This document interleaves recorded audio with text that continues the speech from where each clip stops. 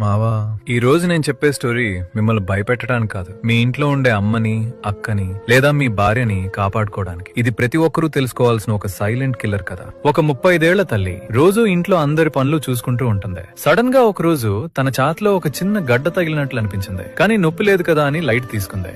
ఎవరికైనా చెప్పాలంటే సిగ్గు, భయం. ఆ చిన్న నిర్లక్ష్యమే బ్రెస్ట్ క్యాన్సర్ అనే రాక్షసుడికి ప్రాణం పోసింది. నెలలు గడిచే కొద్దీ ఆ క్యాన్సర్ సెల్ సైలెంట్ గా బాడీ అంతా పాకిపోయాయి. తీరా నొప్పి భరించలేక డాక్టర్ దగ్గరికి వెళ్లేసరికి 3rd స్టేజ్. ఆ తర్వాత కీమోథెరపీ, జుట్టు రాలిపోవడం. ఆ కుటుంబం పడే నరకం అంతా ఇంతా కాదు. ఒక 5 నిమిషాలు మావా, నెలకొకసారి వాళ్ళకి వాళ్లే సెల్ఫ్ ఎగ్జామినేషన్ చేసుకుని ఆ చిన్న గడ్డని ఫస్ట్ స్టేజ్ లోనే గుర్తించి ఉంటే 100% ప్రాణాపాయం నుంచి బయటపడేవారు. క్యాన్సర్ కంటే సిగ్గు మరియు అవగాహన లేకపోవడం వల్లే ఎక్కువ మంది ప్రాణాలు కోల్పోతున్నారు. మన కోసం సర్వస్వం దారపోసే వాళ్ళ ఆరోగ్యం గురించి ఓపెన్ గా మాట్లాడటానికి సిగ్గుపడకండి. వాళ్లతో మాట్లాడండి, అవేర్నెస్ తీసుకురండి. ఈ టాపిక్ గురించి పబ్లిక్ గా మాట్లాడినందుకు నా నోటి వెంట ఏదైనా తప్పు మాట వచ్చుంటే దయచేసి నన్ను క్షమించండి. కానీ దీనివల్ల ఒక ప్రాణం నిలబడినా అదే నాకు 10,000.